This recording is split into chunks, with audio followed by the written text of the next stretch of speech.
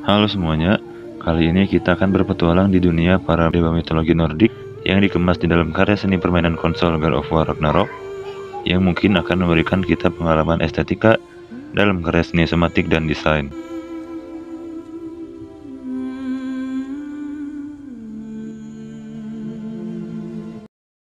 Sebelum itu, apakah kalian tahu apa itu karya seni somatik?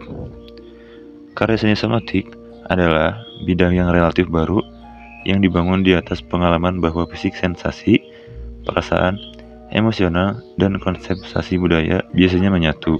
Oleh karena itu, perspektif somatik berpendapat bahwa estetika adalah bagian filosofis, bagian emosional, dan sebagian budaya, dan merupakan pengalaman yang berkembang jauh sebelum kita belajar melihat karya seni yang diakui secara budaya.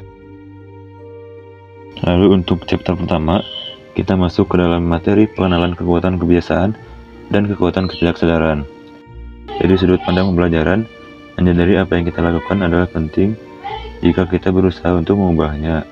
Kita perlu mengakui bahwa kebiasaan itu sulit dan tidak dapat dicapai hanya dengan pemahaman kognitif, pengulangan fisik, komitmen emosional, dan guru yang berada di luar pola subjektif seseorang diperlukan untuk mengubah kebiasaan seumur hidup.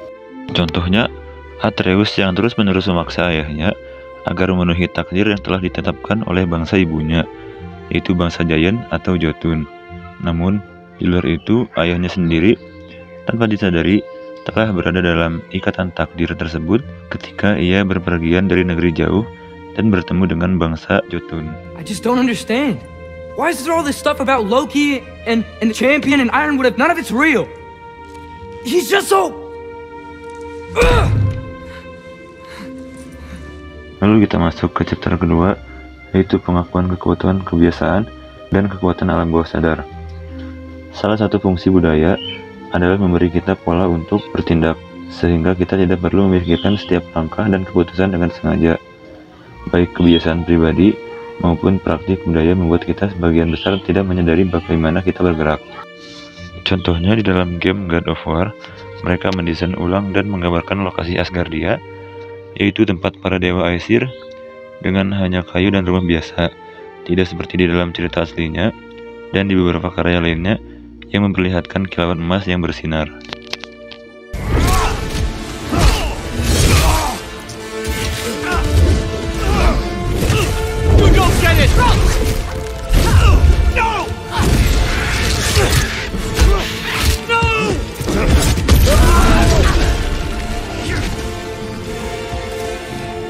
Lalu kita masuk ke chapter ketiga, yakni mengakui bahwa kita tidak tahu apa yang terasa baik.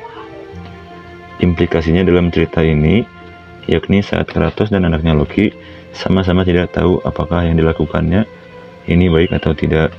Namun pada akhirnya mereka menerima takdirnya masing-masing, dan Kratos yang awalnya adalah dewa pembunuh berubah menjadi dewa kedamaian dan menjadi Allfather di alam Nordik. Implikasinya dalam somatic design, yakni Alexander mengamati bahwa seseorang mungkin tidak dapat mengetahui apa yang terjadi dalam tubuhnya sendiri, karena penggunaan yang tidak tepat selama bertahun-tahun telah membuat tidak mungkin untuk membaca perasaan internal secara akurat. Dia menyebut ini kesadaran kinestetik yang tidak bermoral. Kesadaran sensorik yang salah memiliki implikasi desain praktik langsung. Contohnya, saat penguasa Giant Api tidak ingin memberikan kekuatannya untuk membangkitkan Ragnarok, dikarenakan ia masih cinta dengan Dewi Es yang jantungnya telah diberikan satu sama lain. Namun dengan tekad Sparta Kratos, ia berhasil membangkitkan Ragnarok dan menghancurkan bangsa Aesir. It's time.